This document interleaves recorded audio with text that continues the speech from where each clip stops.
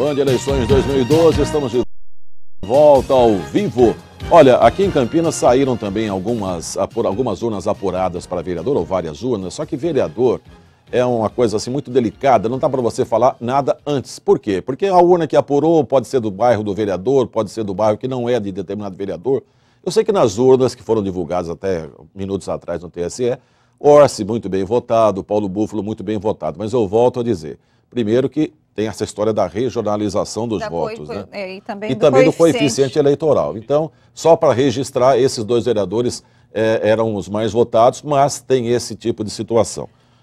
Pois Professor, a troca, a substituição dos vices, do Jonas Donizete, o Jonas como uma semana antes das eleições, e o Pedro Serafim apenas na sexta-feira, isso influenciou no voto do eleitor ou não? O eleitor nem se ficou sabendo dessa troca ou escolheu Pedro por conta dos vices? O vice é muito pouco significativo, né? O problema é quando ele dá trabalho, dá problema. Então, o caso do que poderia ter afetado era o do Jonas, que foi realmente levantado aí, porque o Paulão chamou atenção e ele foi indeferido ou não tinha uma decisão e o Jonas preferiu trocar antes. O Serafim foi até o último minuto e ninguém ficou nem sabendo direito quem era o novo vice e acho que não teve muito peso, não. O Jonas poderia ter sido afetado, mas aparentemente não foi, né? Olha, também terminou a apuração na cidade de Valinhos e lá não fez o seu sucessor, não, o atual prefeito Marcos. Lá foi eleito Cleiton Machado, do PSDB, com 46,95%. Portanto, o Marcos José da Silva não fez o seu sucessor, que seria, no caso, o engenheiro Moisés, né? Cleiton Machado, do PSDB, foi eleito prefeito da cidade de Valinhos. Bom, professor, o senhor viu aí 62,22% dos votos apurados em Campinas e é claro que minimamente, mas oscilou para baixo de 52% para 62% dos votos apurados. O Jonas oscilou um pouquinho para baixo. Ele tinha 49,55, baixou para 49,51. O Postman, de 26, pulou para 26,26. 26,26. E também oscilou para baixo um pouquinho o Pedro Serafim, tinha 18,74 com 52% dos votos, baixou para 18,55. Continua aquela velha história da indefinição, né? Vamos continuar dessa maneira. Tem duas verdades quando se fala em segundo turno. Entrevistamos, inclusive, o Márcio Postman lá na Rádio Bandeirantes. O PT está ainda, não se sabe se comemora ou se não comemora, porque com 49,5 não dá para brincar com esse número aí, não sabe nem se vai ter segundo turno. Mas tem algumas verdades do PT. Eu gostaria que o senhor definisse qual verdade será a mais importante. Primeira verdade, o PT tem uma militância muito forte, né? E tem o governo federal, e vem todo mundo para cá agora, deve vir Dilma, Lula e todos os ministros. Segunda verdade, né? Que pode ser verdade, entre aspas. O PT tem uma limitação de votos. O PT sempre vai ter 35%, qualquer que seja o candidato. Mas para passar daí, a coisa é mais difícil. O que o senhor acha? Qual das duas verdades pode prevalecer aí? Bom, o PT tem uma militância forte relativamente aos outros, mas perdeu muita força. Então ele já não conta mais tanto com a militância quanto contava antes. Então isso não define a eleição. Uma eleição municipal se define pela escolha do eleitor sobre os dois candidatos. Essa interferência nacional, interferência de outros atores é muito limitada. Então é Jonas contra Márcio. E o Jonas está uma vantagem brutal, né? Digamos, quase 50% dos votos.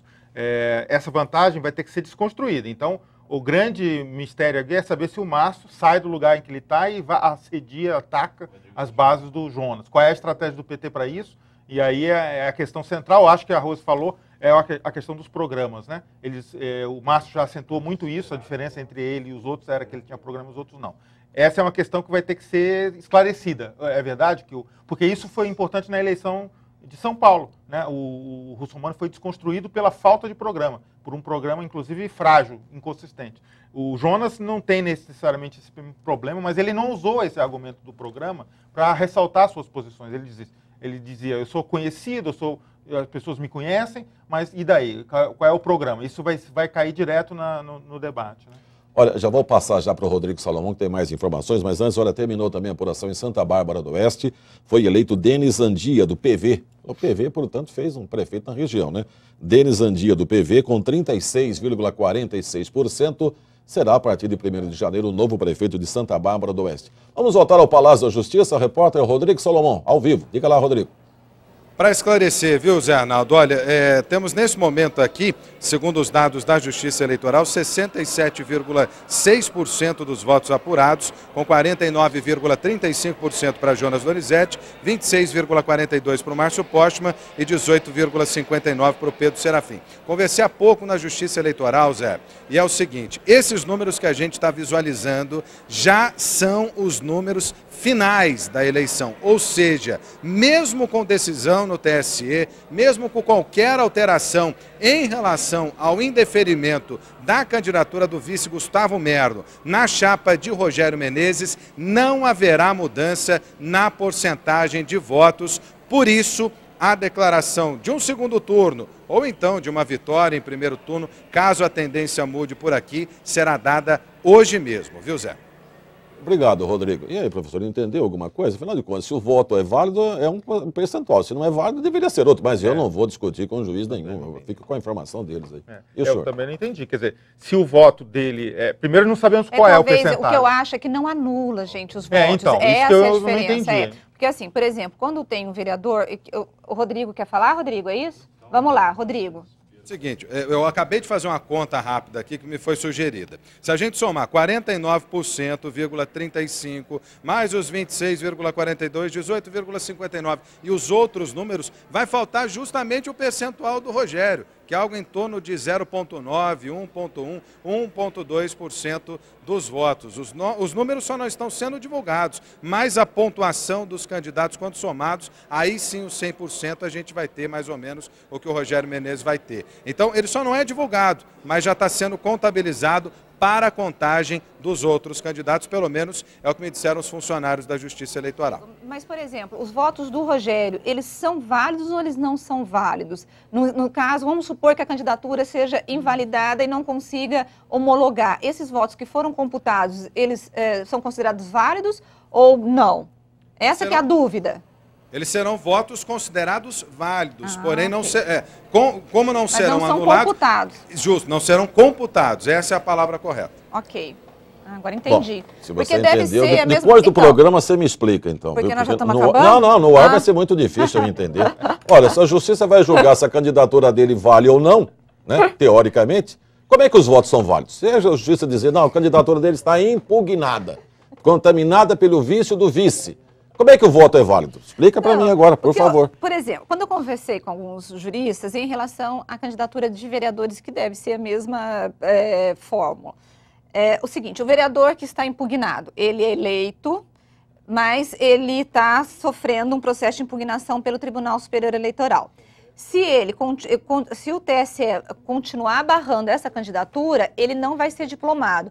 Chama-se o segundo, o outro suplente. Então, os votos, eles estão lá, mas não são computados, que é a mesma coisa do Rogério. Eles são válidos, mas não são... São válidos para formar a base, mas não vai ser distinguido quanto ele teve. Não vai ser distinguido. Tá bom.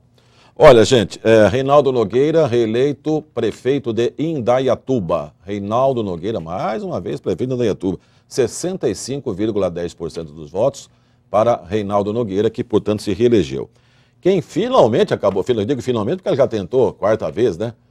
Depois de 4 tentativas, finalmente para ela, está muito feliz, ganhou a eleição Cristina Carrara, em Sumaré.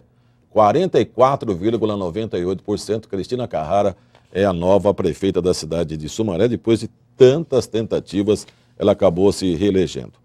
Bom, a importância de um segundo turno, já falamos aqui. A senhora acredita que essa história de programas é importante serem debatidos no segundo turno?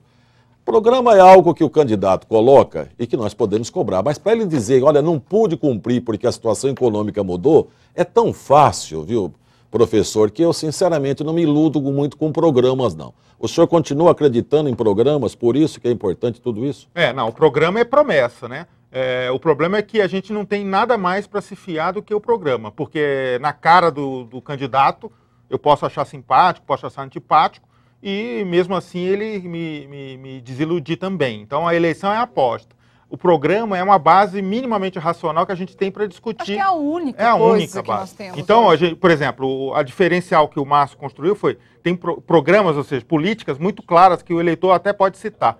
Isso que é importante, que o eleitor se confronte com coisas muito reais, em que ele pode avaliar se é bom ou se é ruim. No caso de São Paulo foi evidente isso. A proposta de transporte do Russomano, por exemplo, era inconsistente do ponto de vista político. Isso foi destrutivo para a candidatura dele, né? Foi batido direto que a proposta dele ia penalizar os mais pobres. Então, às vezes o programa é importante, às vezes não. Às vezes quando ele é muito genérico, faz promessa mirabolante em que aí você percebe que não é possível executar. E nesse sentido é desconstruído. Exatamente, esse é o sentido negativo. Geralmente quando a proposta é muito genérica, que ninguém pode pegar e dizer nada contra, ela é inconsistente porque ela não se confronta diante da realidade. Então isso o outro candidato tem que explorar. Se o outro candidato não explorar, ele comeu bola. Então é preciso fazer isso. Bom, nós temos só mais 2 minutos de programa aqui no nosso Band Eleições, depois nós vamos voltar para a nossa rede Bandeirantes. Professor, o que o senhor destacaria de mais importante nessas eleições, pelo menos até agora, faltando 2 minutinhos para as 8 da noite?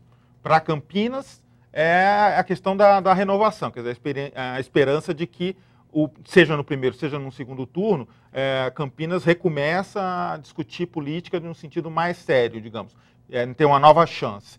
E os 2 candidatos são candidatos, se for no primeiro turno Jonas e no segundo turno um dos 2, são candidatos bastante razoáveis, digamos assim, para a gente poder pensar em uma renovação da política em Campinas. Bom, deixa eu passar aqui para a Rose. Rose, temos um minutinho para você destacar o que você achou de até agora mais importante nas eleições, por favor. Na verdade, eu acho que é o eleitor que está desesperado para saber o resultado, e nós também estamos querendo saber, né, se vamos ter ou não segundo turno. Mas eu quero chamar amanhã Band Eleições com Jonas Donizete, independentemente de primeiro ou segundo turno, ele será o nosso entrevistado amanhã, viu, Zé? Eu e você estaremos entrevistando o Jonas Donizete. Amanhã, depois do CQC, estaremos entrevistando o candidato Jonas Donizete. E se tivermos um segundo turno, estaremos entrevistando depois o Márcio Postman, que deverá ir para o segundo turno, caso tenha o segundo turno. Olha, nós vamos continuar em toda a rede Bandeirantes, informando a respeito de eleições, enfim, a Central Bandeirantes de Jornalismo atualizando você com os números de todo o Brasil. Aqui em Campinas também, os nossos repórteres vão continuar informando os nossos números, os números da nossa cidade. Mas você vai ficar agora com o José Luiz da Atena e nós vamos continuar apurando o Band Eleições 2012. Boa noite, obrigado.